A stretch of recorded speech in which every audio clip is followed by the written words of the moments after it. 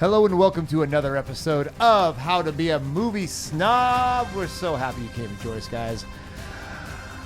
Hi. Hi, we got a doozy. We got a doozy. I'm excited.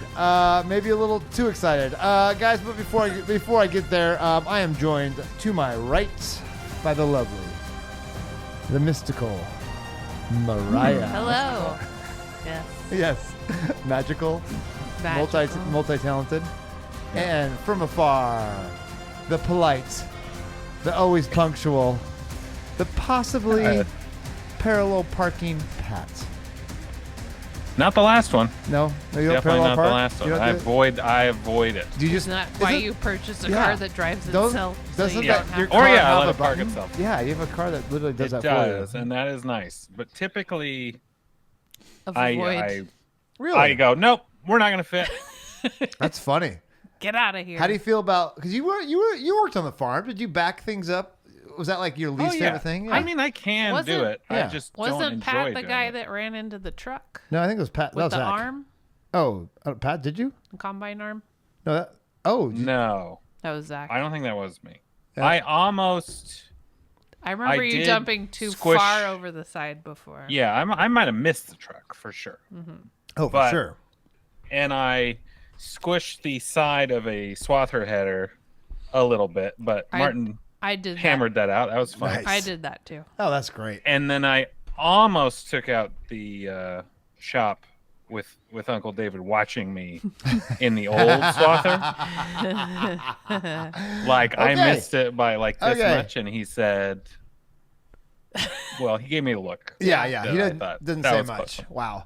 Guys, There you go. in case you can't tell, we're a bunch of farmers who somehow moved on with our lives. No, we're not. We're not farmers at all. But we worked on the farm for several summers, so we have a little bit of that background. So, guys, We've worked hard. this is a well-rounded group here. You know what? Sure, we're all related, We got and you know what? experience in Same age all group. different But we got a lot- areas of life. A lot of experience here. Folks, this movie is nothing like the experience we started with. Just for the record, that little intro was Nothing not, to do with that. Not No. written. It wasn't. Has I'd nothing say to it's do. the opposite of Possibly driving a combine. the opposite of driving a combine.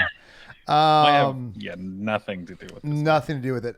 We have a historic movie from a long time ago in Ish. the BC. In the Yeah. BC era taking is it when way this takes back. place, way back. The movie came out in 2002, but not in America. Oh, no. It didn't come out to 2004, thanks to our little friend Quentin Territorial. Quentin Tarantino brought this movie all the way from the place where it came from. This movie, I'm going to give away a little number stuff here right away, is the first international movie to be number one in the box office. Did you guys know that? what? You probably did. You probably looked at the same In stuff I did. America? In The America. American box office? Yes. We know now. The first week, That's pretty crazy. the first 2 weeks this movie came out, it was number one in theaters, and it's the first time in history that an international movie has done that. Especially since it Booyah. was a 2 years later release. Yeah, but that's kind of par for the course for a lot of these things. That's But to get number one from Yeah. being Oh, 2 years later. this was the moment. This type of genre, this was like the moment of like it was like the cool thing to watch was this genre. Do you think Crouching Tiger, Hidden Dragon laid the groundwork for Americans to be like, yeah, we're kind of into these things? 1000% yes, and I'll jump into that and for a the little one more. after it for Yes. people to watch. Guys, this is not directed by Ong Lee. This is not directed. This is not, but it has some of the people in that movie in this one as well. There's This some is crossover this is directed from by other movies. by the amazing Zhang Yi Mou. I will be pronouncing it more. It's not perfect Chinese because it doesn't have the tones that it should have, because I believe it's like first tone Zhang Yi Mou, but I will just say Zhang Yi Mou. It's not Zhang Yi Mou or Zhang Yi Mou or Zhang. It's Or Zhang Yi Mou, Zhang. right? Just say Zhang Yi Mou. This is probably going to be Seth's best pronounced It'll be episode. the only time I'm probably close. will- The only Yeah, time I'm probably close. not Yeah. screwing up the names Yeah. as much. Well, I'm going to screw up the Hong Kong pronunciations, of course. This is starring the amazing Jet Li. It's starring Lung Chao-wai. This is so Maggie Chung, Zhang Yi, not what Zhang Yi or whatever other people. Donnie Yen and Chen Dao-ming. This is a freaking Murderers Row all-star of Chinese actors. This is an insane cast. I was just thinking back to the Hong Kong movie we watched with Departed. Oh my gosh, guys, what's the movie called? Infernal Affairs. Thank Infernal you. Affairs, And I'm like, yes. oh my gosh, these guys are both I was in this thinking movie. of In the Mood for Love. Oh, when you that were In the Mood talking, for I was Love, like, yes. oh. Oh my gosh, it's just every great movie. These guys have been in so many.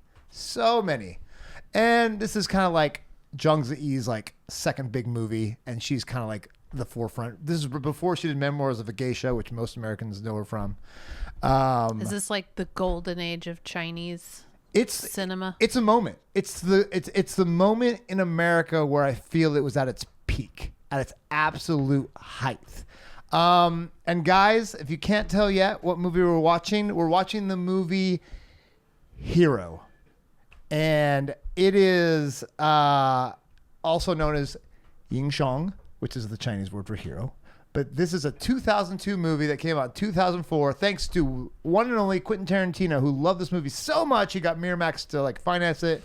He got a producer credit, so much so that if you look at the title on the DVD cover, it says Quentin Tarantino presents Jet Li's Hero, because those are the only two names we knew back then. I mean, if you were really a Hong Kong fan, you probably knew, Donnie Yen and Tony Leung, but really those were the ones. Which seems like a jerk move, except that it really wasn't. It was because his name could move merch. So could move the Well, great. yeah, it was the like Great a Wall. nice thing. Well, yeah, historically, he's just such a major appreciator of movies and loves them to obsession. And I think this is just kind of an example of like, everybody has to see this. We have to bring this. And the powers that be was like, no, American audiences are tired of Chinese movies, because 2 years previous was Crouching Tiger, Hidden Dragon by Ang Lee, which was one of the first. Another little word we're going to use is wuxia film, which is that kind of like mystical kung fu. Wushu is a martial arts, and wuxia is that kind of like the wire work flying through the air, which is a very popular genre in China. Wuxia to China is kind of like Westerns is to Americans. Like, it's always going to sell in China. Wuxia is like always been there, always will, and it's going to keep going in China. But the fact that it was big in America, huge. This is like the first moment. Because honestly, I remember watching Bruce Lee thinking this is awesome. And then seeing our first wuxia movie, be like, what is going on? But then Crouching Tiger, Hidden Dragon came out, and I'm like, oh, this is amazing. Yeah, that was a heck of a movie to introduce to American audiences. Yes, and that's going to be part of my hot take. So, guys, we're watching Hero 2002 by Zhang Yi Mou. Let's do our cold brews and hot takes. I'm so interested. I'm so excited for you guys' reactions, because of course, I live here. This is where I live. This is my home. I'm very happy in this space. This is where I was like introduced to a lot of things about Seth China. is comfortable. But I want to hear your guys' hot takes. I got a couple for you as well, which is not surprising. But Pat, as usual, sir, lead us off. I'm once again rocking a Lucille as drink number one for this cold brew and hot take. Nice. My cold related to wuxia. Wire work doesn't always work. Is my hot take. Ooh, in this too, huh? Ooh, okay. Yeah, and I'm more than happy to break it down, because it does touch on my where I live. Your bias, in the animation land, for sure, for sure. Yeah. Well, I'll start by saying I'm drinking a Vortex. Nice. Fort George. Always good. Vortex is solid. Fort George is amazing. Classic. I guess my hot take is that and here I go, not being a feminist. Dead air. Not being here a we go. feminist here, but like the ladies don't fight so good sometimes. Interesting. I'm not telling you I want to which get into one, that too, actually. but I'm I actually definitely had a preference. Maybe the I one mean- who didn't want to do any of it. Yeah, Maggie Chung. Maggie Chung or Maybe. Zhang Maybe. Yi? Because Zhang Yi, Zhang Yi is I mean, baller. Moon. you didn't like Moon. You didn't like Zhang You Yi. didn't like Moon. No, as Well, much as I loved okay. her in She's a- Crouching Tiger. She's a ballet dancer. Yeah. Okay, Like, I could see it though. The I scream- think I see where you're coming the from. screaming with the curved hooks and like really no She wasn't supposed to be that good. in nothing this. to show for it. She was just kind of emotional, really, really emotional. only Well, was only in she? one of part of it. Yeah, but that's Was only she in one of I think she was one of the emotional 5 all stories. the time. Not- Yeah, The other one, depending she on was- which color you're in. Yeah, exactly right. Okay, nice. This is one of the best propaganda films since Rocky IV. I am very curious about this aspect. Oh, it's the so ending of good. this movie Oh, geez, is- it's so not subtle. It's hilarious. Is It's a choice. So not funny. I couldn't decide if I want to say this is the best propaganda film since Top Gun or Rocky IV, but it feels just like those movies. Like the way it's so obviously American patriotism. This feels like so obvious Chinese patriotism. Like it's so not subtle to me. Which is funny because it's, thousands of years Yes. before, But it's not subtle. but they're to, still like, hey, Hey, you know what? Just whatever works, as long as it's very the Prince Machiavellian. Whatever needs to be done. Yeah, just to trust be the ruler. government. Yeah, trust. Well, and not trust the government, but like wise one all-knowing person. king.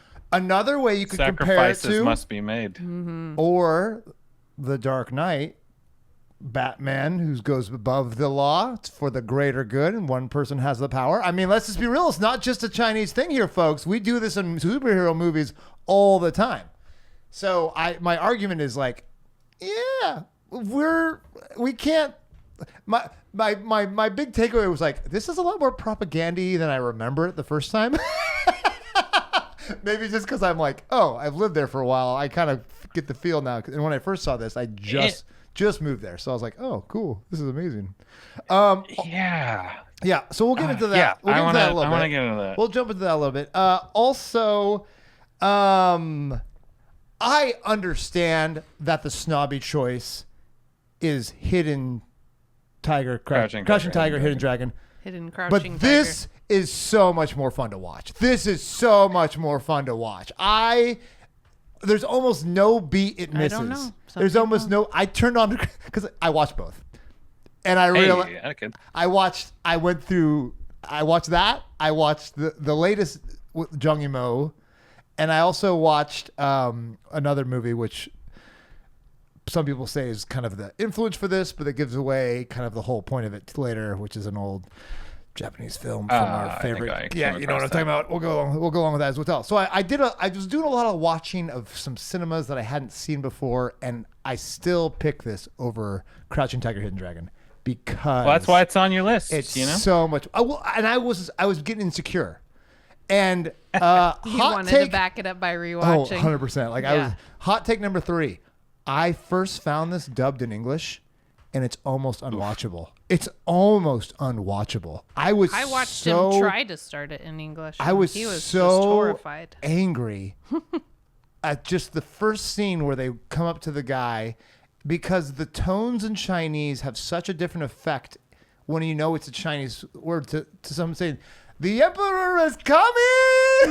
It's like, oh, shoot me now. This isn't. You wouldn't say that in English the same way you'd say it in Chinese. Anyway, so I was like, I can't watch this. And I was terrified I wasn't going to be able to find a Chinese spoken version with subtitles. So, listener, if you haven't seen this movie, you got to watch it with subtitles in the original Chinese language, because the Must. sound design is lost with the dubbing. It is just garbage. So those are my 3 hot takes for you. Okay. Made me curious who the voice actors were for the English one. I think some of them were the original. Like, I think it might have been Jet Li, like doing his own stuff. Oh, okay. Like, it could have been like But yeah, some of those side characters, Yeah. you're like, nah. Yeah, that's yeah. not how it goes. exactly right. So like when Jet Li's talking, it kind of sounds like Jet Li because we've heard Jet Yeah. Li in English. But I didn't get into. I stopped watching as soon as I could to find the original version. I remember. All right. The quickest way to do the plot point. An assassin kills 3 assassins to get to the emperor, and then the twists start happening. And it's a story of this person who's apparently killed the 3 scariest assassins against the emperor, and that's where the twists start happening. That's a very quick. 3 versions. That's very quick. 3 plus 1 plus half. 3 versions and 1 reality. Well, I think there's only 3. Well, the green's just a flashback, I guess. Yeah. So we have 4 colors. 3 versions. Three versions of some people wanting to kill 4 this emperor. colors. Yeah. Two are lies. Yeah. Or at least incorrect. Listener, this is where we're starting to get the spoiler. We, on this show, assume you have watched the movie before you listen to us. That may be wrong. We apologize, but that's kind of where we're at on the show. 20 years, you guys. 20 years. And spoiler alert, if you can't tell my point of view, you should watch this movie. It's freaking dope, but we'll get to that later. This movie takes place in a Rashomon style, but not, I'd say it's not actually, but we'll talk about that, in the fact that there is not a truthful narrator to the movie. And this can go, several movies, they allude to this, like some people talk about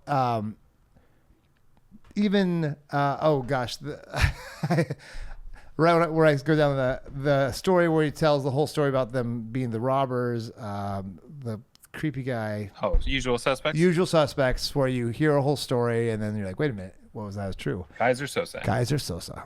So this has 4 colors. The first one that our hero, whose name is Nameless. goes to the Prefect. emperor of the Qin. And the Chin Dynasty is the first dynasty of China, folks. For all you history majors out there, you already know this, but for the rest of you, this is the first dynasty of China. It is over 2,000 years old. We're talking 1200 BC. And this is arguably, and the problem with the Qin Dynasty is we don't know too much about it because most of the history we got from the Qin Dynasty was written by the Han Dynasty, who killed the Qin, who took over right after the Qin Dynasty kind of, changed everything and united everybody. And it talks about this leader, the Qin Emperor, who could be classified as a tyrant. Paranoid. They did say he was a tyrant. Yep. Because he did murder a lot of people, including, as we find out later, all of Nameless's family and tribe. And we also find a little history note: terracotta soldiers. That's the Qin Emperor. That's how psycho this guy got. He buried himself with a bunch of terracotta soldiers, so even in death he'd be protected. So that's a little history there. So. The first story is Jet Li's character, Nameless, telling the Emperor the story of how he got to where he was. And it's all, first it starts out in white, because it's like the black and white scene, where it's like kind of the mind fighting. And then we go to red. And then the next thing is the Emperor. Should we go to spoiler or should I wait, Pat? What do you think?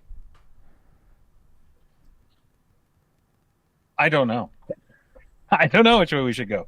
I kind of want to get into let's like wait. my first watch a little bit. Oh yeah, sorry guys, I'm jumping so far ahead. Guys, what did you think of this movie? No, you're just so keen to get into the ending. I think excited. so you can discuss. I'm so excited. Perspective. But have you seen this movie before? Either one of you? I had not. I recall when it came out. I'd gotten my fill with Crouching Tiger, Hidden Dragon, and I saw the previews, and I was like, that looks good too. And then I never watched it. Pat, you never saw it either. No, I didn't. Similar thing. I watched Crouching Tiger, Hidden Dragon, and I thought, hey, that's cool. Weirdly for us, The Matrix had come out before this movie. Yes. For us, 99. and so that was kind of, the Americanized WuXia. The Matrix came out 4 years before, though. The first one? No, 99. 99. But it was still in progress. No, was the second one or the third one out by that time? Because we were still excited for the second and third one. I think the second one came out when I was in college, so that was right around then. And I remember standing in line for Matrix 2 and being like, "What the crap was that?" Matrix Reloaded was 2003. Yes, and so that was my senior year. And then Revolution. Yes, and we were just hoping was the third one also 2003. Oh, they were both in the same year. And that was like 6 months apart or something. Wow, which was pretty fun. I do remember like all the hype and all of us being like, that really wasn't as good as the first one. Yeah. Oh, it was really disappointing, actually. Well, anyway, but like to me, so I think, I'd been aware of Chinese cinema to some degree. Certainly Bruce Lee was cool growing up. Green Hornet. Yep. Reruns. Bruce Lee's cool. Jackie Chan was big on the scene. Enter the Dragon. Mm-hmm. Yeah, Jackie Chan. I definitely had seen Rush Hour. Reals. Yeah, but I actually saw a lot of Jackie, like Super Cop and Drunken Master 1 and 2. Rumble in the Bronx. No, like his American. Oh, the American stuff. Yeah. But it was also really poorly dubbed. Yeah. Even the American people sounded terrible. For sure. So yeah, I was like, hey, yeah, that's cool. But I think there weren't people that were like, let's go watch this. So I missed it. Right. But watching it this time, the whole differing perspectives thing kind of blew my mind initially. I was like, nice. Oh, we're doing that with this movie? Like, that's fun. That was good. And I was really unexpected. The cinematography immediately was like, this is gorgeous. Yep. There are so many extras. Thanks, Chinese Republican Army or, whatever. Oh my gosh. What was it? 18,000. It was something stupid. Was it? I think it's 1,800. 1,800? Like, that's still a lot of extras. 1,800 extras in 2000. That's crazy. That's like Cleopatra numbers. That's just, it's insane. And it felt like that. I think there were a lot of the big crowd shots. You're like, that's a big crowd. Mm-hmm. That like they're not. I think outside of the one where it's clearly like a matte painting of some kind, all the other ones are like, yeah, that's just a bunch of people. Just a bunch of that people. was cool. All of them crowding up the steps, coming in. Oh, good. Yeah, that was so cool. So cool. That was cool. It felt like we were watching a 60s movie. It felt like the epics of old. Yeah. A little like bit Ben-Hur-esque. Yes. I was like, this is like the 60s. Like, this is awesome. Yeah. And so I was pretty blown away by the visuals. Wire work, as I touched on, sometimes I loved it and sometimes I did not. Interesting. Yeah, fair. That's fair. And then the ending, and we'll get into later, I was like, yeah. What do I think about this? Yeah, for sure.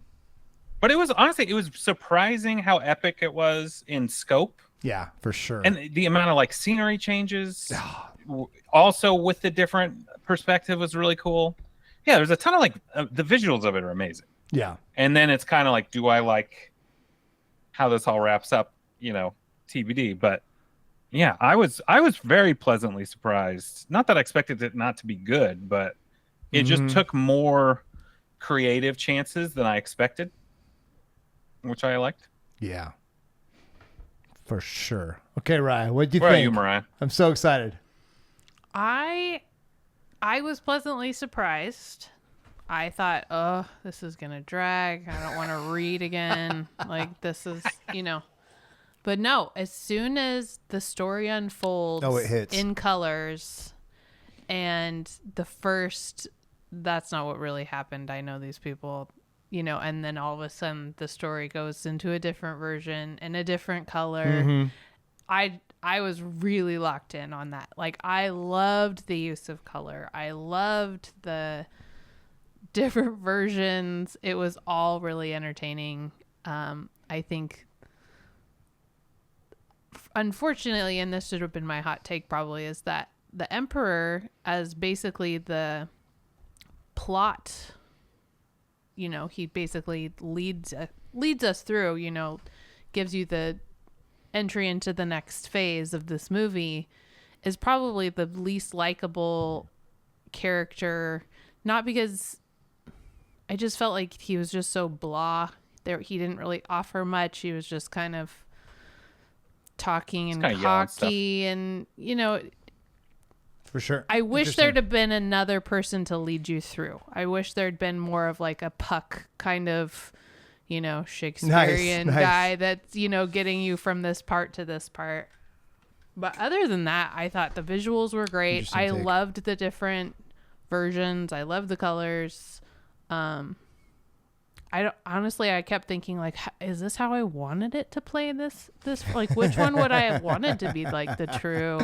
For sure. And yeah, I have mixed feelings about the end, but. Well, I tell you what, I thought they did Tony Leung dirty initially. Yeah. Because I was like, all he got to do was paint or do a scroll with wind blowing on him. Like, that's what you hired. So this guy many to fires. do? You are so the calligraphy many fans. guy. The fans that Zhang Yi Mou uses cracks me up. I was like, Michael Jackson music videos doesn't have this many fans. Like, this is so many fans. Yeah, and so I was like, what? Because Donnie Yen got a sweet fight at the beginning. And then we're hearing all this great stuff about Broken Sword. Yeah. And then he's painting that scroll, and he's giving it his all. But you're like, you're painting a scroll. Yeah. I thought you were And supposed then to be it like, was like- the equal swordsman. He's supposed to be the and most- here you are like playing in the sand. Yeah, and then it's like, and he died. And I was like, that's all we got? of Yeah, him? that's funny. And then that's when I think I was really satisfied that we returned to his character. Yes, because you're in like, a new what light. the Because I was crap? like, what? Yeah, for sure. That blew my That's mind funny. initially. Yeah. The petty, like, emotional, like, sex scene revenge killing was kind of, Yeah. And it felt bizarre. I don't in a like way how that, this is again, going because down. it was yeah. because it turned out to not be true. Right. You're like, oh, well, that's cool. Yes. Because it didn't feel right. Yeah. And I think probably there was some intention to that. Like, this all feels like too much. Yeah. Someone's just trying to make up a dramatic story, which makes you go, oh, maybe Nameless isn't great at lying, because Right. he went too far. But I liked how it played as an audience member through that kind of journey. And then you are like, well, is this right? Like, I could, becomes plausible. And anyway, that was that really was a nice pull through the whole thing. Was what Nameless said happened, what the not king, emperor thought happened, and then of course what really happened. That's really good. great. I did storytelling find it a device, little I thought. problematic that he was going to let him continue to tell all these different versions, and this guy's a total tyrant. Like, you'd think in the first time he's like, that's a lie, you're dead. Basically, like, Movie over. nope. Like, I'm going to give you 3 different chances to but tell this story. He also acknowledged that he was dead. He's like, the fact that you're this close to me, and they're 100 feet away. and they're 100 feet Yeah. away, he already knew he was dead. So they did. Might they as did well acknowledge entertain that. this. Yeah, exactly. Like, Yeah. let's keep it going for this part of the thing. Yeah, so fun. Yeah, I don't want to say this is the most beautiful movie I've ever seen, but it's one of those times where I watched a movie and just trying to remember the first time I watched it, thinking, how do they do this with a movie? It's not like visual effects. It's just everything. All of the sheets. I was just thinking, all of the design, to painting all the horses black, to like just crazy stuff that and it also makes having you red go, dye why overnighted from London. wasn't more of this nominated? Costume sure. design and all Even sorts. cinematography. Yeah. Yeah. Can we deviate into the cinematographer, who is Oh yes. as a white guy? Yeah. And we Old know white him. guy. He's a white guy, but he mostly works in Asia. Like Yeah. most of his Yeah, career. well, we know him. We know his work from another beautiful movie, In the Mood for Love, also starring Tony Leung and Maggie Cheung. He Wong did that, Kar-wai. and otherwise, I hadn't heard of like almost anything he did. But I thought, like he's good. His story And is it kind of fell out of nowhere that Zhang Yi Mou, Zhang Yi Mou, Zhang Yi How Mou. do you say that name? Zhang Yi Mou. Zhang Yi Mou, got him. And it's like, what did you see in his other work that you're like, this is my guy for this really bold, Yeah. Yeah, visual totally different. movie? Totally It different kind of style. Yeah. It kind of reminded me of is it Tardum? No, what is the name? There's some one-worded director who did just kind of visual-only movies. You're like, this movie's kind of junk, but it's really cool looking.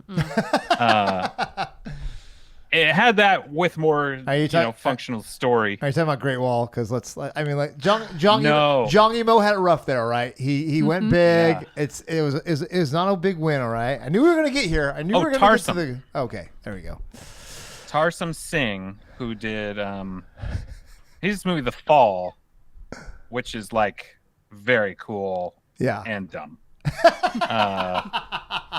Like Cool World. So you're not going to see that in an episode of How to Be a But it was that funny. Like, this is a big swing, seemingly, on something that felt probably mainstream-ish in China, but a lot of really big flourishes, and I think maybe that's part of the wuxia too, is just like, everything has an artistic layer to it, even fighting. For sure. I want to just talk about 2 seconds for old Christopher Doyle here. He's hilarious. He's an Aussie who like jumped on a ship and just ended up in Taiwan in the 70s.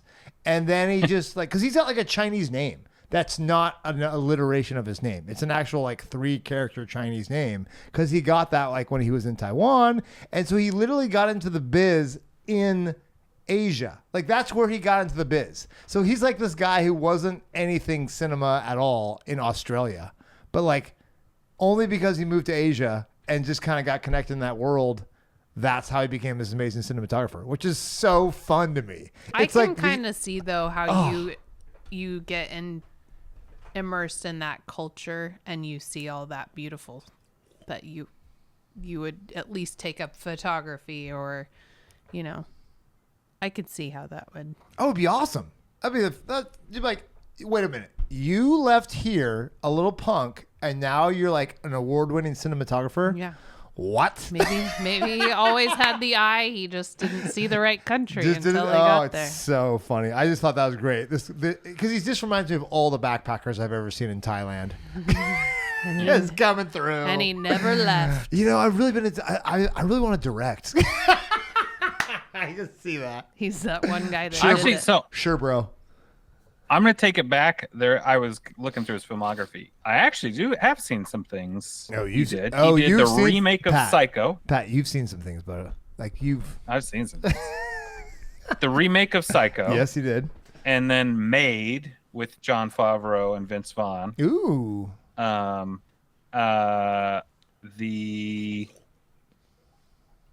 Sorry, there's one more in here. I was like, oh yeah, that one. Ondine, which had what's his face? Colin Farrell in it. Oh, okay, and yeah. So that's the only reason I kind of know about it. But I was like, oh, okay. I mean, he's been around, but it's just such an interesting. They were like second tier good movie. Yeah, like kind of indie stuff. Yeah, for sure. Yeah. So the fact that he is the cinematographer for the biggest Chinese budget movie of all time at that point, 100%. Of all time is kind of crazy. Until Great Wall. Didn't make as much. Ooh, awkward. Got paid for Matt Damon, Oh, he got paid. Zhang Yi Mou got paid too, let's be honest. By the way, director Zhang Yi Mou also directed the 2008 Beijing Olympics and the 2012 Beijing Olympics and the Winter Olympics. Real company man. Question mark. No, and did you watch the opening ceremonies for the Beijing Olympics? Do you remember that? Mm-hmm. It was insane. Yeah, it was kind of overwhelming. Like, honestly, it goes in line with this movie. Just throw 100%. more bodies. Tons of bodies. So much visuals, so many sheets and wind. So much fabric. Exactly right. There's so much fabric. Oh, which is I love. Do they reuse the fabric? I don't know, but Zhang Yi Mou loves it, man. Just loves it. I mean, it's so very good. Cinematic. Very good. Let's talk about initial reactions out of the way. I mean, the fabric's probably cheaper than a set design, right? I don't know. It's so crazy because all of the stuff in America, this movie would have been like a $500 million picture. Like what they did in China, that's a $500 million picture easy. Like that's the crazy thing about that. Yeah. You can't make this movie in America, which is why it's probably so fun to watch. It feels like we're in a different era of cinematography when you watch these Chinese movies in the early 2000s. Because then House of Flying Daggers was amazing. And then the other one was just also incredible. Oh, like Flower. I forget what it's called.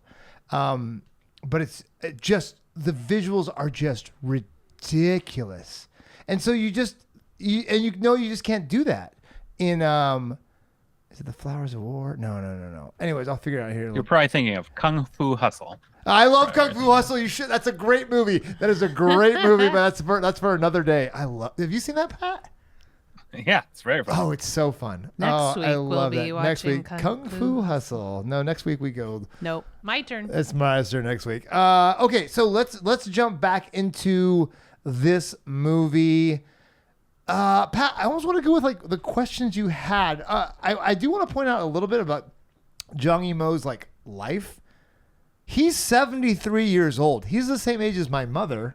He was born in 1950, which means he's seen some things, folks. He was in the middle of the Cultural Revolution. Like, he's seen horrible things.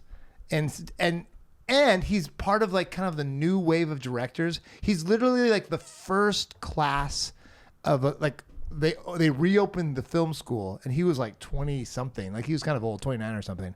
And he's like I think they call it the fifth wave. But he's the reemergence of directors. And so he's this, like the first, and he never was like a wuxia film guy. He was just a story guy. But I think he had a little jealousy with Hong Lee, and he saw Crouching Tiger, Hidden Dragon. He's like, oh yeah? You think that's cool? Watch this. I'll take those same actors and some of the best actors of all time in Chinese history, and I'm going to make the most crazy visual movie you've ever seen. I'm going to have more fabric. More touching the water and flying. More leaves. The leaves. And they'll change colors, because that's me. I'm Zhang Yi Mou, baby. In a different country. So yeah, it's pretty incredible what he went through, and kind of what he was the biggest director in China. Like, he was the biggest director in China. And aside from... Well, and I assume to do that, he had to be favored a little bit by the Chinese government, which is why there was so much collaboration in this movie for all the extras, right? Like, you don't get to do that if the Chinese government's not happy with you, correct? Yes, I will be. I'm going to tread lightly here, just for all things. I don't know. In case you go back to China, if they let you. Yeah, but I do. I'm not saying you got to be. No. I'm not. But just yes, 100%. But Zhang Yi Mou also had 3 kids with one of his like mistresses, right? He had the biggest, and during this time, it was still a one-child policy. So the Chinese government gave him the largest fine in the history of the one-child policy of like over $1 million US. So that's like 8 million yuan. So to make an example of him, that gets charged, or it's the one who has the money that gets charged. Why can pay the fine? That's a good strategy on their part, right? Yeah. So it's kind of funny, because I remember that was like this movie came out. I see you have an extra child. Let me see your tax return. I see you have an extra 3 children. And we'll see who's in trouble not your for this. wife. So yeah. So it's kind of funny. Yes, he is. It's hard because in China it can change overnight. You're loved, and then you're enemy number 1. So it's just the old saying goes, the nail that sticks up the farthest is the one that gets hammered down. So yes, he is kind of the poster child, but he also is the one that he has to kind of be careful as well. Mm-hmm. So and Pat, I don't know if you want to jump into this already, what do we want to talk about next before we talk about the ultimate message of this movie, and what is the message? Well, yeah, I guess before we get to the ending, I want to go a little bit on I want to justify my hot take. Okay. For folks. Okay, because I'm a little surprised, but I would like to. Yeah, I want to know why, Pat. This is this is good wire work. This isn't bad wire work. It is good wire work. I think though, when you watch Crouching Tiger, Hidden Dragon and see all of that for the first time, you're just mesmerized. Sure. And then when you see the next version of that kind of film, you're looking for the problems more. Okay. So okay. like your suspension of disbelief is kind of faded a bit. So then you're like, how do they do that? And like, what did they do there? And oops, I see some stuff. Okay. Well, I think there's a couple things there that I totally agree with. One is fictionally, like in Crouching Tiger, Hidden Dragon, they introduced kind of mysticism out of the gate, basically. Like, this is not real stuff happening. So that is why these people can do this. This movie is like, this is history of China. And then it's like, and also this crazy stuff happened. So one layer, you're like, but that didn't really happen. So I'm a little confused. And you haven't introduced, they just say Nameless is fast. Like, his sword's so fast. But he's not, he actually just flies through the air like Superman. And then he can avoid your organs if he wants. So, but they're kind of ignoring how fantastical it all looks and pretending it's kind of history, which is a little weird. Anyway, that was fine. Whatever. I go, that's fine. I have an answer to that immediately because okay, that it is a story as opposed to That really happened, Pat. Unfortunately, this is historically accurate. I am going closer to what Mariah saying than what you think you're saying. This is not a joke. Okay, I had students who I watched this movie with, and they told me this people could really do that then.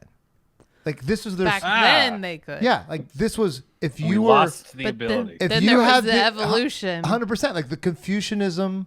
It only took that guy 10 years. There was more in tune. It's like before we became all like westernized or whatever. Like, this was something that was. This is the superhero movies of ancient China. Like, that's how you have to think about this, because we don't have real stories. This is of Aladdin. This is Aladdin. If we're from the Middle East, carpets. It is, but that's a magic genies. Carpet. And in superhero movies, they are aliens or mutants, or there is an explanation for their abilities within some, reason. Theirs is their enlightenment. They're so studied. Like, China's history of study and ability calligraphy. If people could literally write a word that good anymore. I don't think you understand how important calligraphy is in China. Like, I kid you not. It's almost like if you're Are you going to be a calligrapher or a doctor? Every class in China could tell you who's the best calligrapher in their class. Well, I mean, give an order. Growing up, you're like, that person has the best handwriting. Okay, Pat. Smallest. Who they had could write the smallest. Who had the best handwriting in your class? Come on, Pat. I had the smallest handwriting. Oh, it's you. That's why he remembers. That's me or Shane Knox. Ridiculous. Ridiculous. It was pretty good. Yeah. No, so honestly, that part doesn't bother me that much. It is a little jarring in that you're like, how do I ground myself in the universe of this movie? For sure. And you kind of just quickly go, well, this happens, and people aren't freaked out by it. So, right, because you're also trying to teleport into history, into dynasties, and then you're also seeing people fly, and you're like, yeah, and you go, oh, okay, whatever, that's fine. I think the other part too is, it's stories told on stories told on stories, and so the exaggeration of what all of this was becomes bigger, right? Like, the hyperbole could make sense. Anyway, that wasn't my issue. My issue with some of the wire work is, in my job is to make crazy things that can't normally happen feel believable. Yep. To the audience. For sure. And so in video games, you're asked to you're jumping way too high and falling way too far and punching way too hard. All these things that can't happen in real life. But how we do it, or my approach, is to try and ground it in body mechanics or physics in a way that you go, yeah, if somebody could jump, if somebody was that strong, that is how they would jump that high. Yeah. And I think that is kind of more the take on American superhero movies. Again, when they work, some people do a bad job and you go, that looked terrible. I didn't believe it at all. I think in the Donnie Yen fight at the beginning, I thought 90% of that wire work worked fine for me. Whenever they have like, Well, I am generating. I agree. I'm generating the power, Yep. and then there's kind of a consistency of the motion. Yeah, a couple movements From here and that there. It move. was a little janky, but for the most part, it's you're right. just, And it's because it feels exaggerated as opposed to, oh, now you're a rocket. Well, from nothing. And that was grounded. It had your like Bruce Lee style fighting as well. The nice thing about that first fight, it's a big mix. It's a mix between wuxia and wushu. It's like the regular Well, ground. and love those that guys stuff. didn't have the big flowings of the fabrics They to had- cover up a lot of things. They had rain, or though. They had rain. mask it. By the way, well, So and it I made think it then even- conversely, It makes it even go on. better that they were able to do that so well, as they didn't have so many, distractions that could have masked some yeah. things. that was Donnie.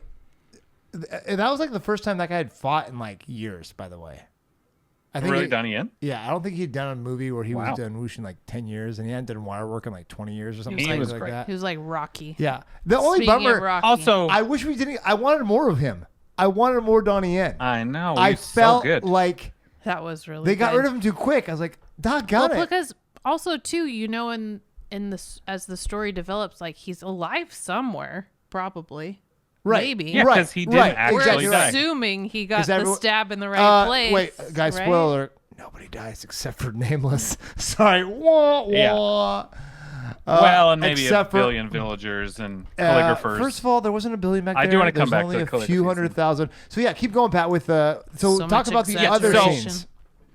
Yeah, so anyway, and even in some of the other scenes, like the water scene, Yeah, that was the most the mirrored water That was hard. is gorgeous. gorgeous. And when they're leaping and it's kind of the race and you see their feet dip in the water, I buy that. Yeah, it's no, like that's that cool. works for me. Exactly right.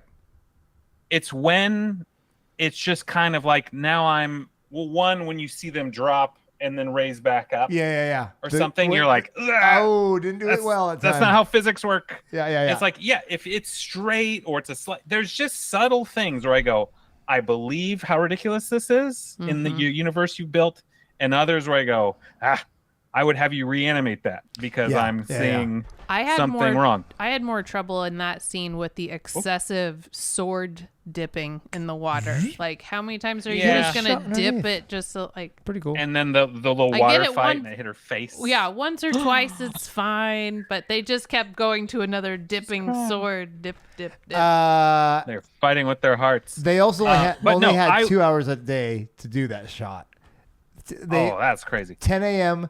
to noon Yeah. was the only time that pond was Was still just- enough for them to shoot it. It's gorgeous. And so when And- when the wires weren't ready by 10 a.m. Yeah, and It was- let's just say we know we couldn't do better, but No, but Yeah. I guarantee you they're probably like, this is what we got, guys. This is all we got. I also want to say wire work I know is incredibly difficult, and how good they do most of the time is incredible. For sure. And then thinking about painting out the wires in that mirrored water scene, Ooh, how hard I is that? thought that's probably terrible. You're doing it twice. yeah. That guy needed an Oscar. The movie overall did a good job. I also have qualms with the arrow fight scene where they're defending just a chunk of the calligraphy school from the arrow onslaught. Okay, You know? I got a hot take for this one. But how cool was all Okay. the arrows coming from like the huge So cool. army? I thought That was cool. I The loved the big shower- launch. Oh, I loved that. I thought that was really cool. Just that they were somehow knocking away, 1,000 arrows at a time. Sure. Anyway, But what's your hot take there? So the hot take is that they had the whole scene where all the students run out, and then the old man who looks older than time itself. Yeah. He looks so old. He says, Yeah. "Don't let this stop you. Yeah. Keep calligraphy. Keep calligraphing, because it's like the pen is mightier than the sword. History wins most battles. You not will be the actual-" protected if you keep I doing did have a calligraphy. problem with that.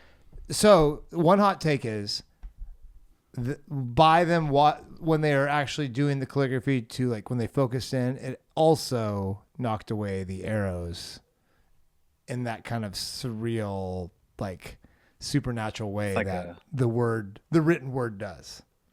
So that's kind of like, because you saw them all getting hit by arrows before, but then when they all sit down, a couple of them still got hit. Well, definitely some still with an arrow in their back. In their head. Oh, yeah. I saw Like, that. I saw that. But the concept but was, the teacher never had any arrows at him, so obviously that worked. Exactly. They weren't calligraphing hard enough. But I did think, like, if you want all this talent to exist beyond this point, maybe like leave for a sec. Yeah. Yeah. And then you come back and you keep writing in the sand. Tend to your wounds. Quick thing about those arrows. I remember watching 300 the first time, and I'm like, oh, they're ripping off Hero. Because it's like, the arrows will block out the sun. I'm like, oh, I've seen this before in a Chinese movie. But it's a dope return line. Then we will fight in the shade. Oh, no, that's great. Cool. That's great. Cool line. I mean, they're not doing calligraphy, but it's okay.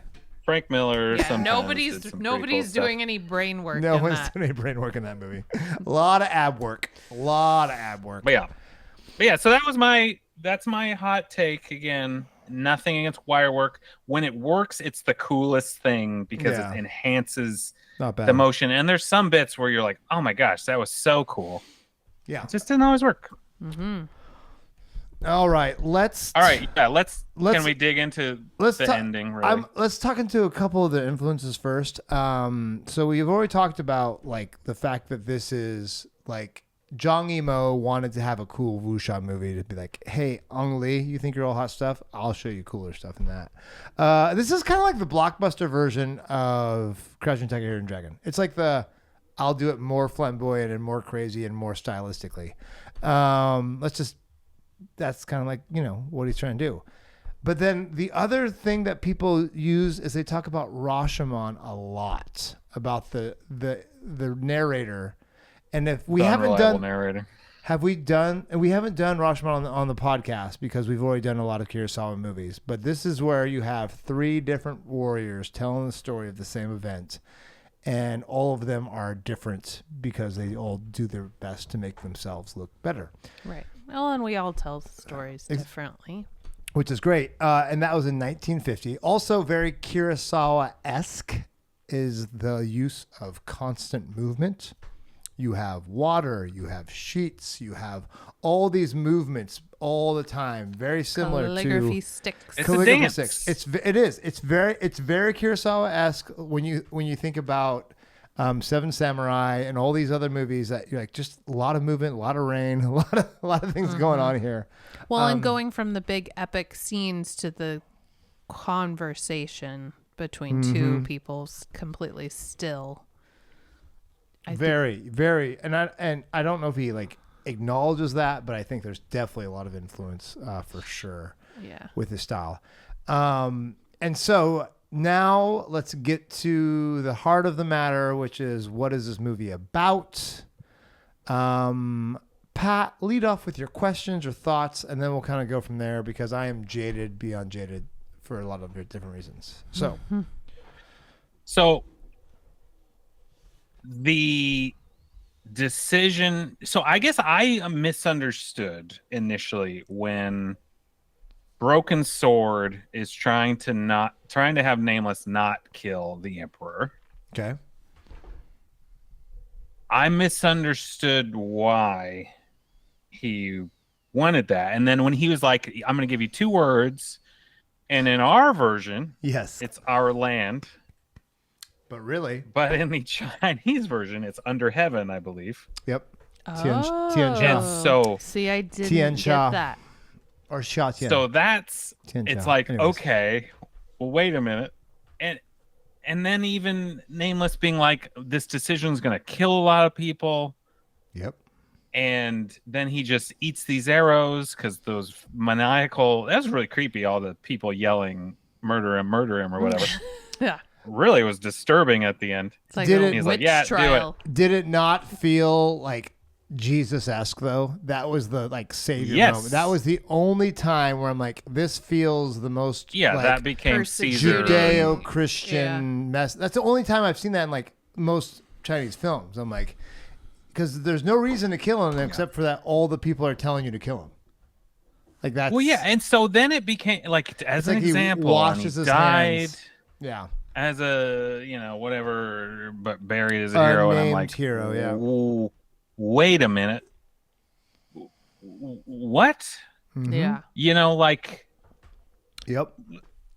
And then it gets into Yeah, I dislike. Are we saying that no matter how terrible the emperor or the government or the leader is, it's best to trust them because they can unify all of us and ends justify the means or something? Very Machiavellian. It's the prince. Read it, Pat. Yeah, maybe not trust them, but not trust them, but 100% like know that the only way to unify is to let this guy get you there. So in whatever messed up way he's gonna do it. Right.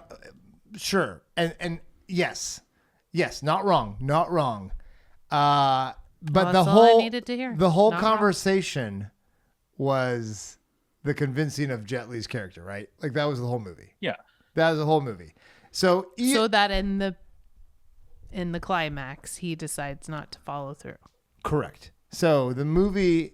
So watching it the second time, or I don't even know what number of time I've seen it because I think I watched with the students several times. The first scene where Jet Li and the Emperor are talking, you have this, because Jet Li's not an overactor at all. Like he's very subtle, right?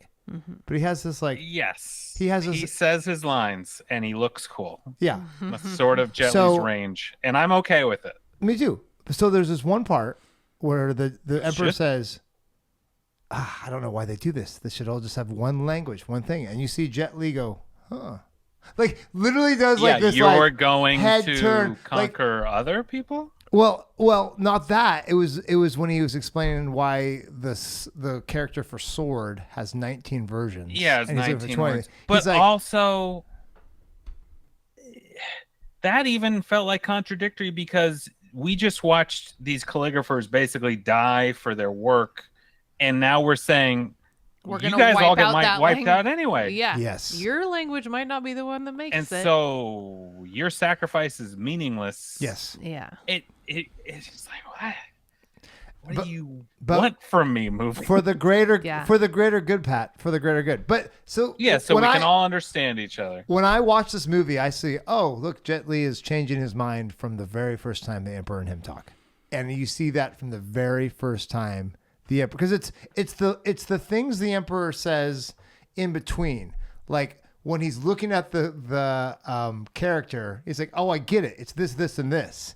And then you see Jet Li be like, whoa, he's not as terrible as I thought he was. But he also was like, when I conquer whatever, this other place, and Jet Li's like, you're also going to conquer that?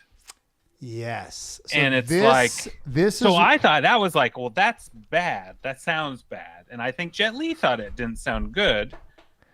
And so you're like, what? Yes. And then the words changed him, when he heard our land. I don't know.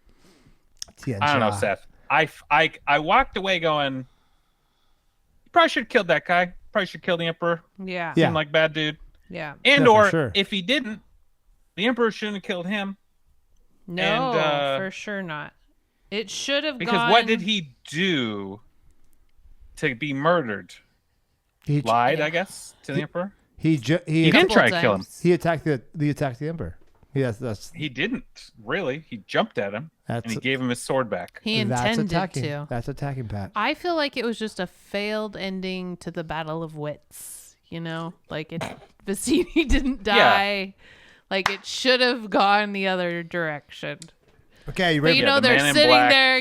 So it is down to you and it is down to me. This is great. I'm so glad you guys are upset because it makes it even better. Because that's what I love about this movie is that it's 100% against everything we feel like it should be. It's not a Hollywood ending for sure. It's great. No. Now it's not a full Chinese ending because in the Chinese ending, the young pretty girl always dies. That's the usual ending of most Chinese movies.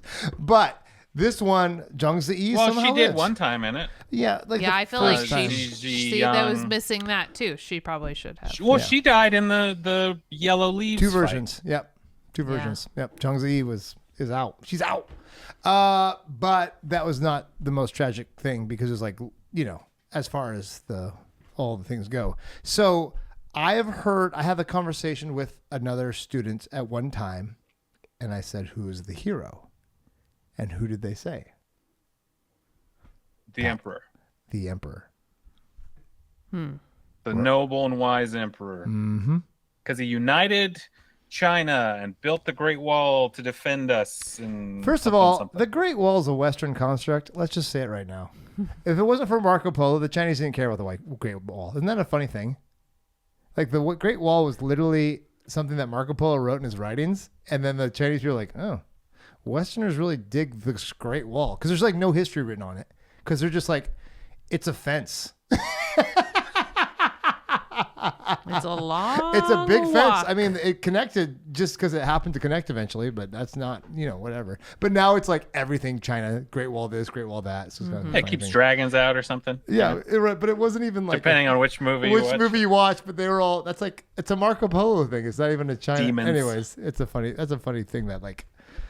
So, but they put it in the end of this movie as this like on his resume, the Emperor sure he united the lands and killed all the individual languages, and he finished the Great Wall. Yeah, and what a great guy. Kind of true. He was horrible. Everyone agrees he was horrible, but it was a necessary evil to make China as strong as it is. Because, as all collectivist societies will tell you, it's better that we are strong than we are weak. Because there's nothing individual about this movie, which is great.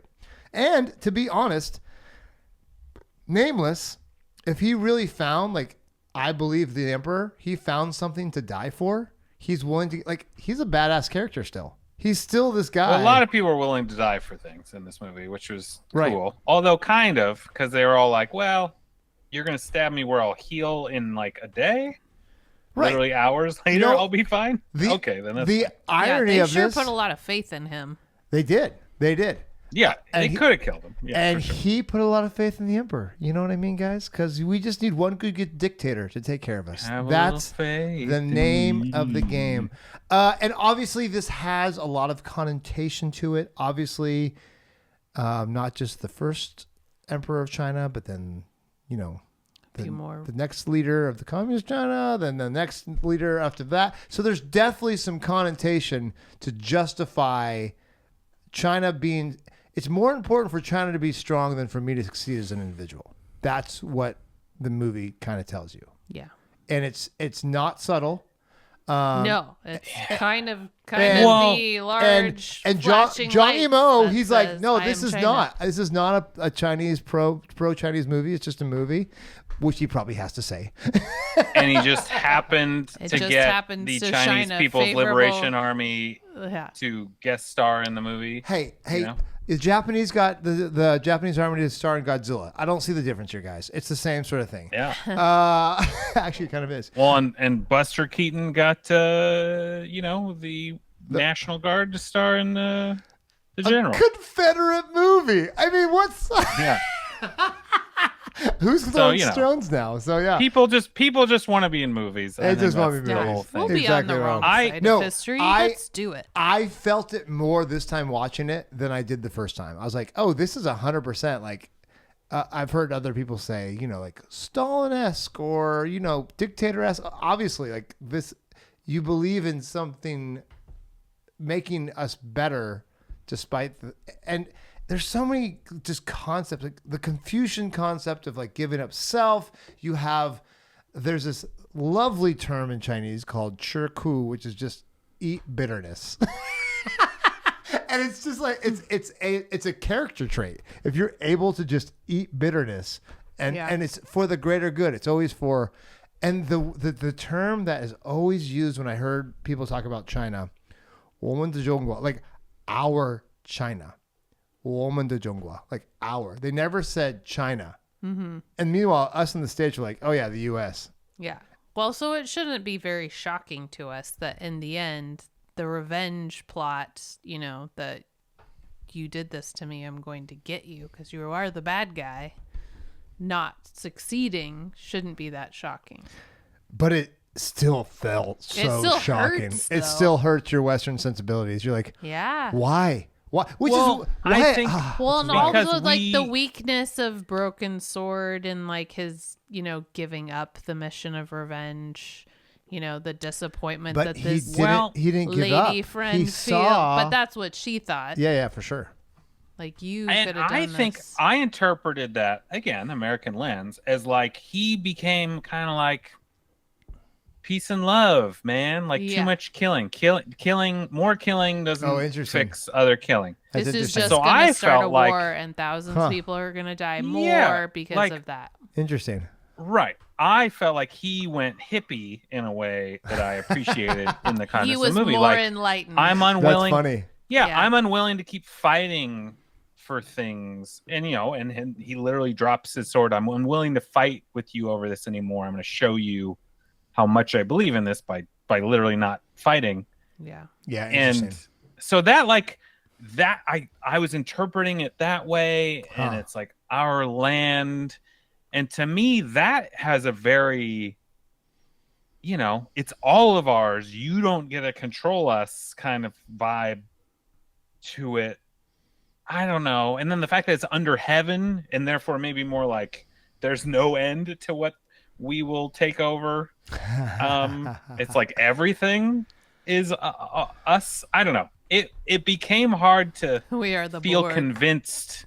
Honestly, that's not bad. It's like, really That's Borg not like. bad. That's not bad. Yeah, The I collective. just was That's unconvinced honestly not by bad. Tony Lung. There's a lot of Star Trek better for. There's another reference. Someone referenced the better for the whole of the Starfleet. The collective. Yeah. And then better for the That's what I collective said, as the well. collective. This We're the biggest nerds. it's that's what made Star Trek: The Next Generation so good. Like it had all these great philosophical. Well, it's things. very kind of socialist, right? Mhm. And that is, yeah, like it's all shared. I think they didn't convince us in the movie that the Emperor wasn't gonna really change. Like he appreciated the scroll, and he was like, "Oh, that's interesting." But the Emperor never needed to change. The Emperor already had it right, and that's the point. Yeah, of the that's movie. the thing. That's But the point of and the by movie. having it right, he literally According to assassinated the an movie. entire calligraphy school. Yeah, And killed murdered villages. not just villages, and like countries. Well, it just made the whole Yes. mission of the whole movie just worthless.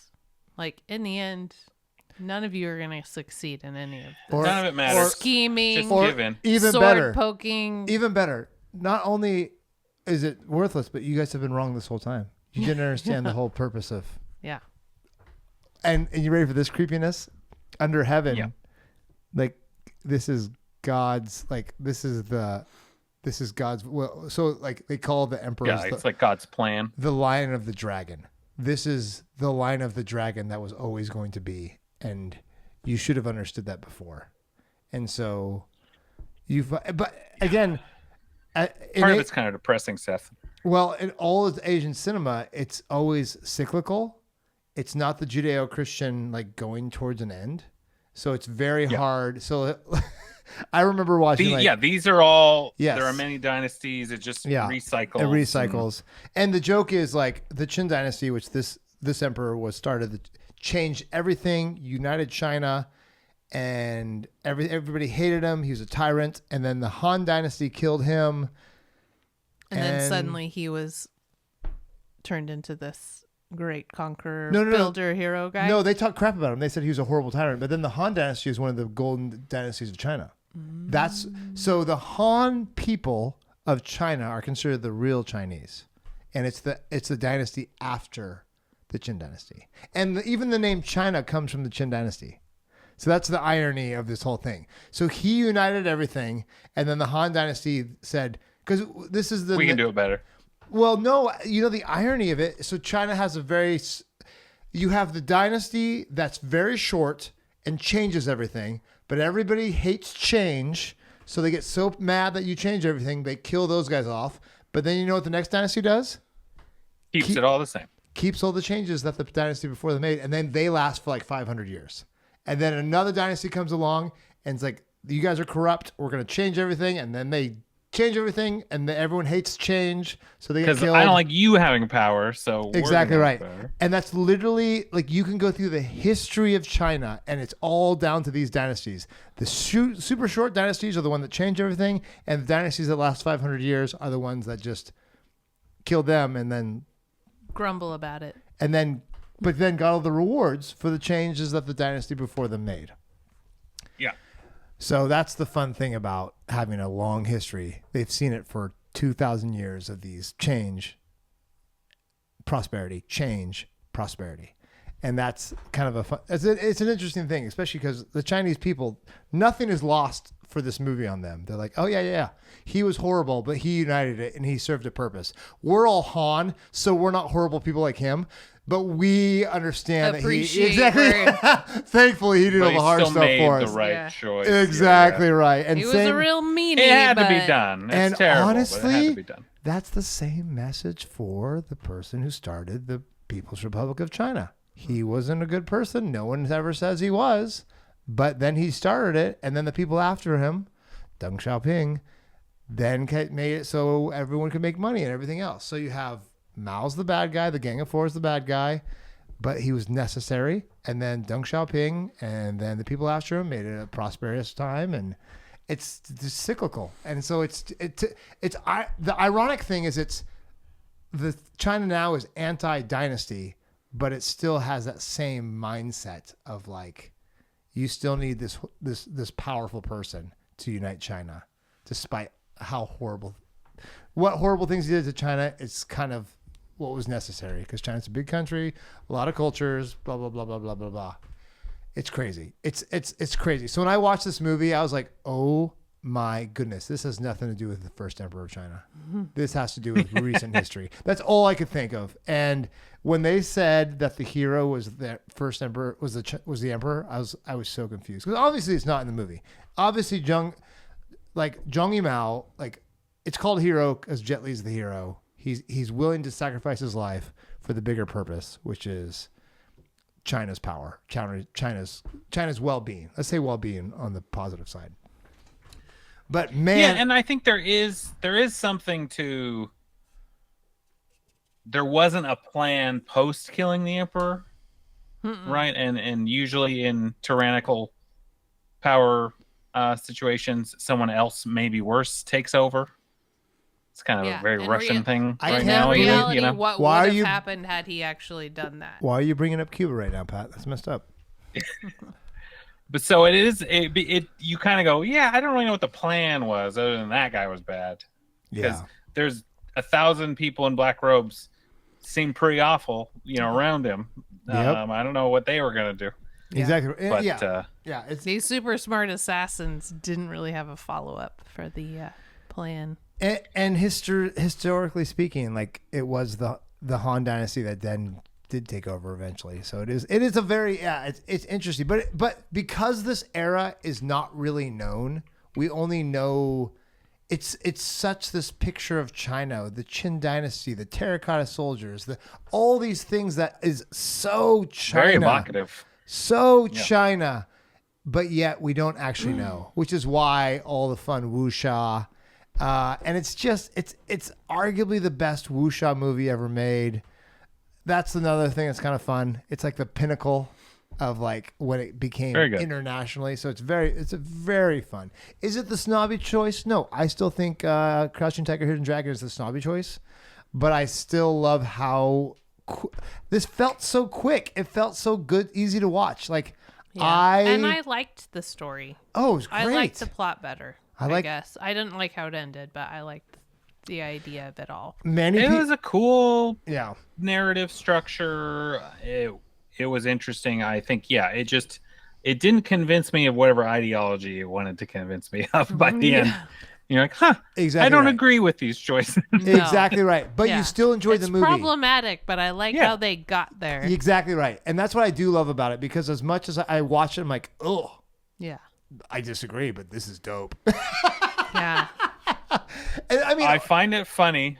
Oh, go on. No, I was just saying, honestly, it felt like watching Rocky IV and feeling like this is so not how the Soviet If I can change, this is, and you can change, maybe everybody can change. Seth. It's just so funny. I like it. Yeah. Oh. Rewatching that again, the director's cut, which is a thing, and it removes the robot, which is a good choice. It's a fun movie, and yeah, you feel very USA. Are you saying director's cut of Rocky IV? Yes, Sylvester Stallone did director's cut of Rocky IV. Hilarious, and I can't wait to watch that. I can't wait to watch it. Oh, side note, all the same montages you want. I'd sure like to lose the robot. We have to talk about, there is a director's cut out there of Hero. I don't know where, but there is one. I looked, but I don't know if you can get in the United States, but there's a director's cut that adds like another 30 minutes. Because it is, you guys are not wrong about the ending, because it does feel like it says two different messages, like why kill the hero when the hero didn't kill anyone else. Like, it doesn't feel like it lands on a very clean message. But to me, it does feel like that's more like Chinese history. The people who probably are the most important people who changed things probably died and didn't get any credit. That's probably true. So also, they're building a narrative around something semi-historical, and that the emperor wasn't murdered by an assassin. And so you kind of have to figure out a way to justify that narratively, and that's tricky.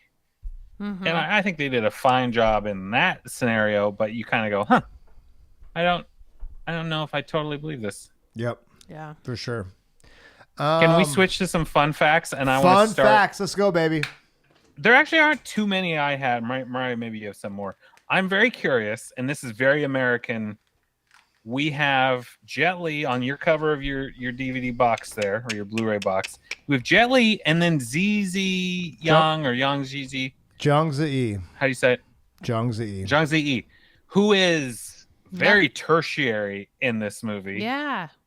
Yeah. The fact that she is on the cover as some kind of co-lead with Jet Li is hilarious. But because she was in Crouching Tiger. No, guys, let's just be real. She was the sex symbol at the time. She's hot. She was the hottest thing. When I went to China in 2004, like her part sucked in that. Yeah, no, it was fine. It was just but it wasn't. I mean, Maggie Chung's part kicked ass. Yeah, I thought Maggie Chung was amazing. Awesome. I wish everyone would have listened. To her. I loved the red. Nobody did. I loved the red scene with Maggie Chung. I liked her so much as like a jealous wife. I thought that was so throwing fun. Like a drink in the face, like. Bored to fight Zhang Yi. Yes. Like, I love that. Yes. I'm like, I guess I'll kick your ass. Yeah. You're annoying me. Yeah. So I loved Maggie Chung.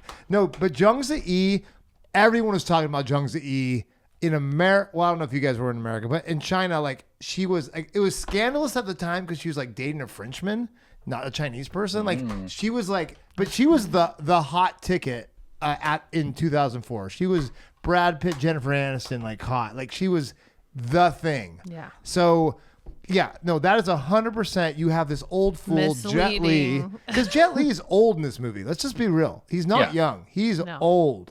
And then Zhang Yi is, I guess she was my age, or she's a couple years older than me, so she would have been 24 in this movie, and like at the height. And then she goes on to do, I think Memoirs of a Geisha was 2 years later. Anyway, so it's right, like she's internationally famous right now, and Jet Li is internationally famous. So that's why they're there. And honestly, this is and then we throw Quentin Tarantino's name on the box. It's such a funny advertising centric box cover.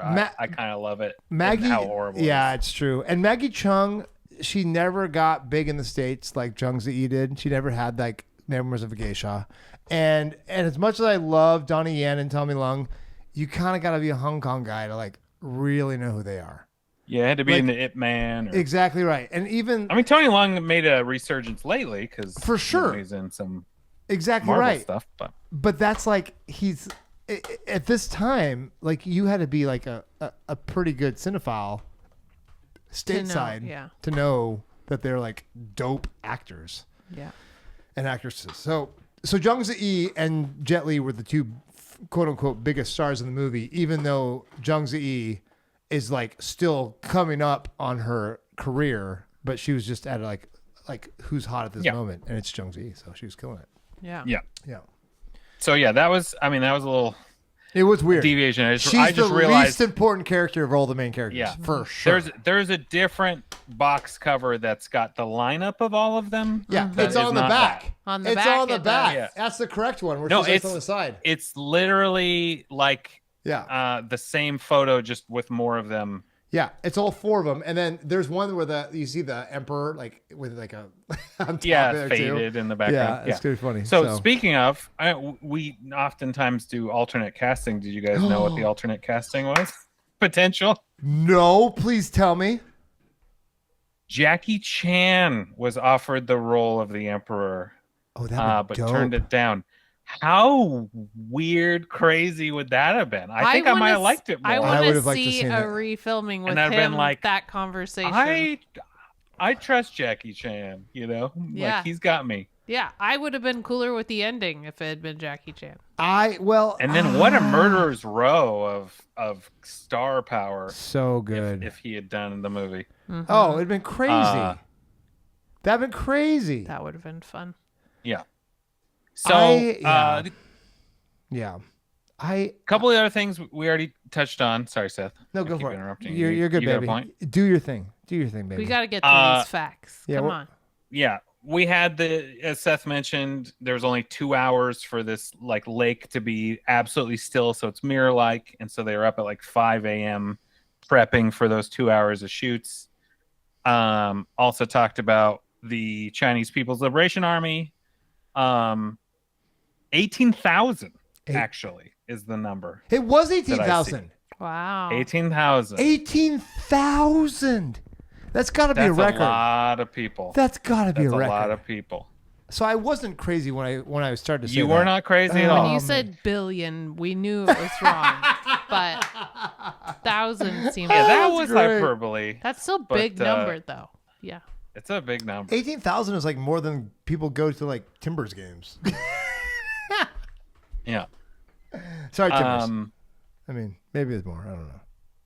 Then similarly related to the box cover, or at some point in a promotional poster, for some reason they decided the sword Jet Li was holding wasn't Asian enough, and so they replaced it with a katana. Yes. All the scandal came out with that. Like, that's not. And people are like, sword. they don't know. That doesn't look like a Asian sword. Let's put a Japanese sword in there. Yep. And So that's people hilariously flipped out terrible. about that. Flipped out. Yeah, rightfully so. For good reason. His sword yeah. looked great. What's wrong with his sword? For Yeah, reals. come on. I love Broken And Sword, then- by the way. Can we talk about the prop for Broken Sword? Yeah, that was dope. fun. Yeah. We didn't see enough of it. He spent the first I know. Just third calligraphy. doing calligraphy. I know. He could have done it with the sword That would have been cool. He did eventually. He wrote it in the sand. at the end. Yeah. Yeah. I think the 2 fun facts that I took away was that as much layers as the story has, and speaks so much to China, the use of color in all the scenes, the changing and stuff, was completely had no meaning whatsoever. These colors had like stood for nothing. Like absolutely nothing at all. And I loved that. I was like, man, but it sure made you wonder while you're watching it, like, oh, like except for the white being the truth, Or red being more passionate, everyone's a little more Sure. fiery. It felt Yeah, like red's it was. pretty Sure, but he was apparently they're deliberately like, nah, nope. it's just pretty. Yeah, I just like those. and- And then also the yellow leaves. I did like Yes, that this they is great. shot in Mongolia. Another Seth love of his life. Mungu in Inner Mongolia, not Outer Mongolia. So there's actually anyway. Sorry. But yeah, go Anywho. ahead.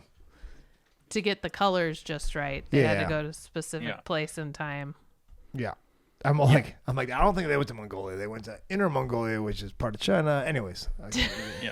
Well, I related to digress. that, apparently the director thought about using different cinematographers for each version of the truth, and then that'd been kinda which cool. I think that's pretty cool. And they're like, that's crazy. So We're just gonna keep the one. complicated. Yeah, I Yeah. did like that they were thinking about that though. Christopher Doyle was like, "Why are we using all these colors? It's dumb. Just do it this way." He's like, "Nope, we're using all the colors." Yeah. Except pink. Oh. And what was the other one? Oh yeah, it was. Yeah, I Not forget what those the other two one was, colors. but yeah. Despite this being the most expensive Chinese movie of all time, apparently Jet Li took a pay cut to be in this movie, and I found that to be that's crazy. interesting. Just goes to show Because- how overpaid he was at the time. Yeah, I mean, apparently. he's the one guy who everyone in America knows who he is, other than Jackie Chan. Mm-hmm. Yep. Like, who's a bigger Chinese star at the time than other than Jackie Chan and Jet Li? By the way, Jet Li, I don't know if this is like, we talk about this enough. He was fashioned to be the next Bruce Lee.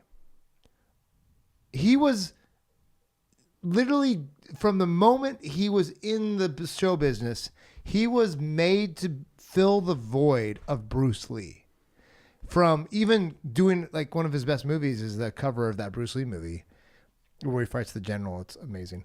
But Jet Li has been fashioned to be like kind of the Chinese savior of cinema when Bruce Lee died. From point one. Given that the other option is Jackie Chan, he's just too silly to do. Like, Which he is just great. has so much character, which Yeah. is not to say he's not great. No, but- Buster Keaton-esque, baby. He's amazing. Yeah, but Jet Li was certainly a better fit. Yeah. You know, Jet- he still has the what's same interesting like is- persona and But Jet Li's temperament. like pretty stoic. Bruce Lee was fun.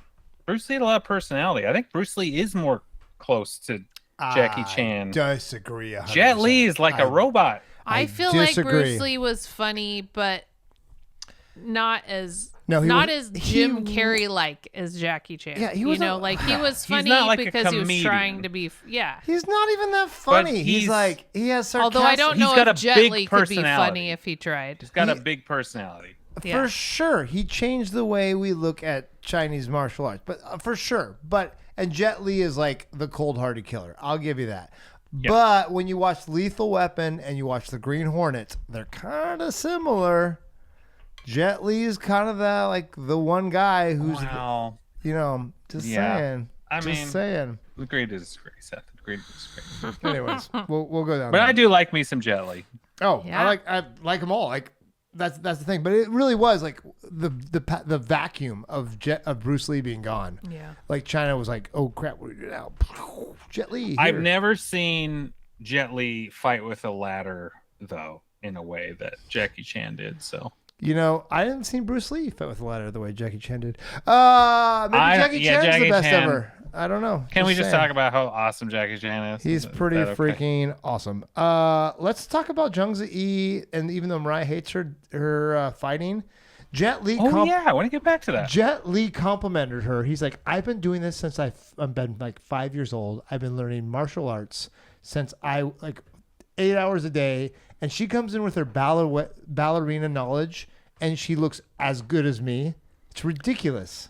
Well, she looks great. It's just that they didn't let her make contact or do anything of value Yes. with it. She was Hey. just flitting In- about like a dancing, singing sprite, trying to fool you with trickery, and her She's so curved pretty, and her though. curved hook sword. She's so And pretty. she'd scream occasionally, and you're just, and then sometimes one tear would come down. Single but it's like, tear. of course That- she was. On her pretty She's little face. very graceful. On her She's very pretty like, little face. Of course, she does a great job, but they just didn't give her yeah. anything of value to do. I think is Maggie the Chen was issue I pretty had. badass, though. Okay, I'll give you that. I'll give you that. That's where I thought that's where you're going with it, Mariah, and I agree.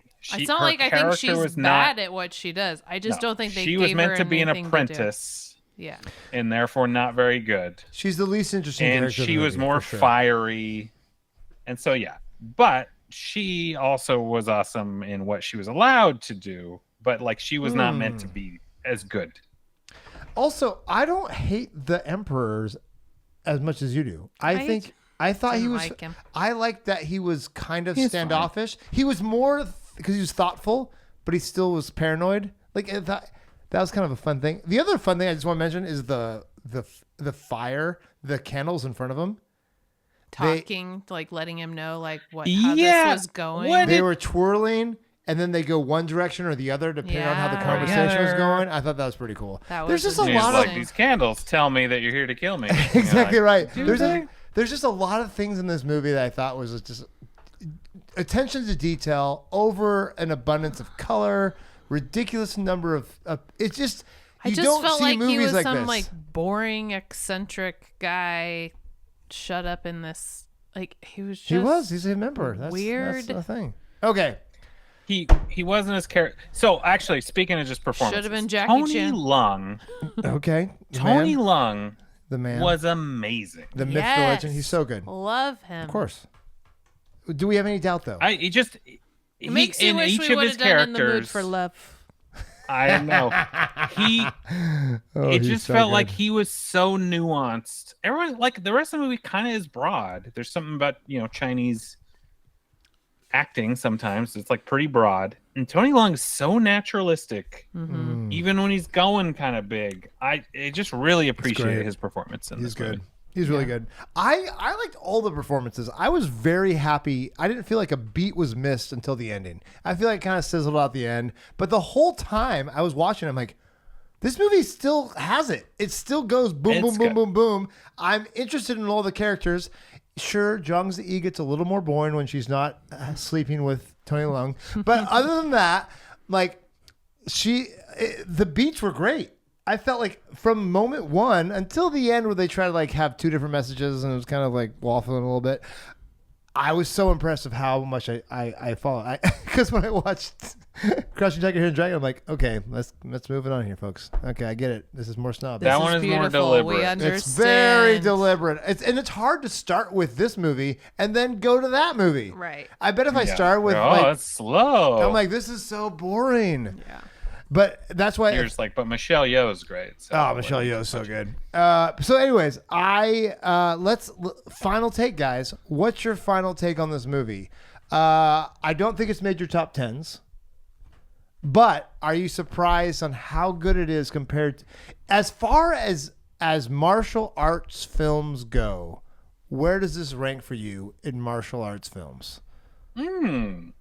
Because this is where it goes. I think in general, I'm not a big martial arts fan. That's fair. But this movie pleasantly surprised me.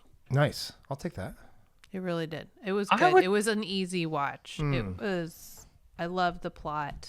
I just didn't like the ending. Yeah, that's fair. That's actually legit because the ending's the weakest part of this movie. But I do like how not Western it is. I love how it's like, Yeah, I hey, don't mind. Are I you don't Western? mind a twist where You're it not makes- going to like this, and This suck it. isn't for you. Yeah, I don't mind. Go back to your capitalism. Yeah. Have I don't fun mind with your Yeah, I don't mind healthcare a system. twist where the person dies that you didn't want to die. Like that's fine. That's fine. Yeah, that's it's very just Chinese. the way it fizzled in such a way that like It was like two you messages see in some one. arrows flying and then suddenly he's just getting carried out in his funeral. Dead. Like there's just He's dead. Oh, spoiler alert, guys. He dies. anticlimactic. I don't know what it was. There was a couple things about it that I was just like, it wasn't as exciting enough, or also I just didn't like how it went. I don't know. You don't know. I don't know. You don't know what it is, but I know I didn't like it. That's fair. Western imperialist. Yeah. I definitely liked it.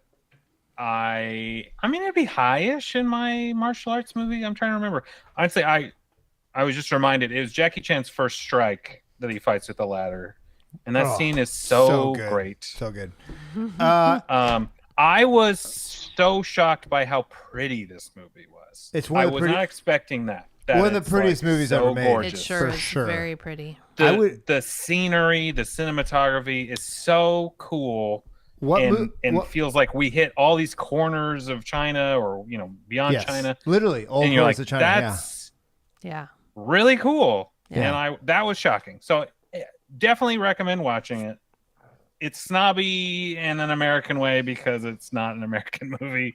But it's not the most snobby Chinese movie. It's probably the least snobby wuxia movie in China.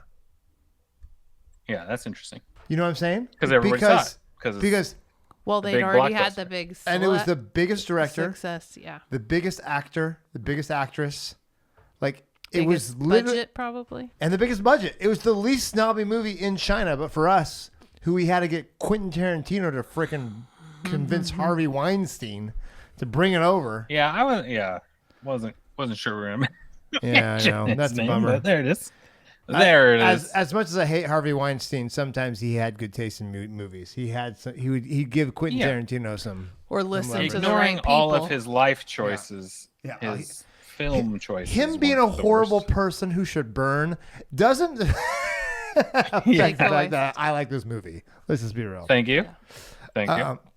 Yeah, it's hard to say if there's a more beautiful movie that's not using naturalistic stuff, because the only movies I can think of that are more beautiful is just filming nature stuff, if that makes sense.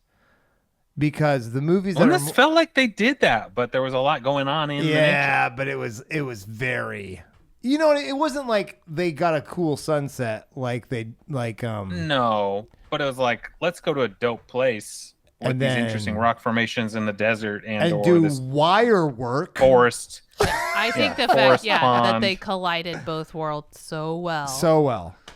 That was really great. Yeah, people should watch it. I think you should watch it if you somehow got to this point and you didn't watch it. That's crazy. If you're on Go the watch fence, it's to be watchable. jump off that fence. I don't think I'm taking this off whatever you're supposed to do. I was afraid I was going to take this off my top 10 list when we did this. I'm not going to lie. I was really afraid, guys, because you hadn't rewatched it in a while. I hadn't seen it since like 2005 or 6. So I was like, I love it. Since you lived in China. Yeah, honestly. And so when I was living there, I'm like, I'm obviously biased, but it doesn't. Crouching Tiger, Hidden Dragon hasn't replaced it, although that would be the snobby way to go. But I'm not going to be that. I'm going to be real. Hero is better, not better, but more entertaining. It's more fun. It's more fun. Rewatchable. It's more rewatchable. It's the same reason why I still keep Monty Python and the Holy Grail on there. It's more fun. I'd rather watch that again than Crouching Tiger, Hidden Dragon. Other than that, guys, I have one more question for you. Your favorite song called Hero. Favorite song called Hero? Favorite song with Hero in the title. Jukebox Hero. Oh, good one. That's so good. That's Mariah, so good. you jerk. That's so freaking good. Okay, Pat, At first your I was turn. like, Mariah Carey? That's a good one, by the way. It's not bad, but Jukebox Hero was way better. Enrique Iglesias was the other one.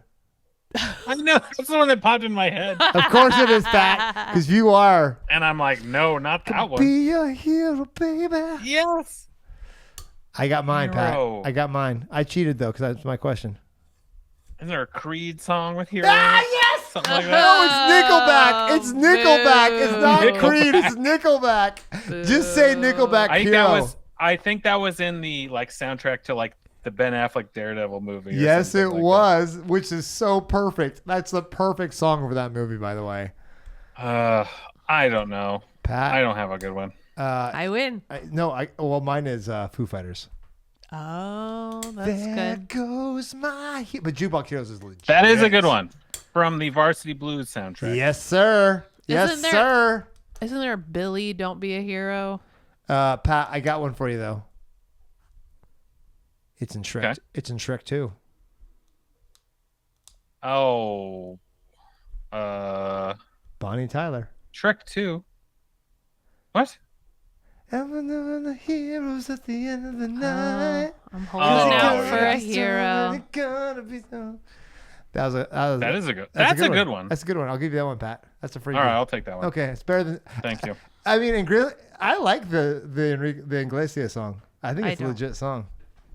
I disagree. It's just very memorable. It's very memorable. Because it had what's her name in the music video? 90s girl. Anna Kournikova. No, not Anna Kournikova. The other one. She may have been in it too, but the actress in Can't Hardly Wait that everyone's going after.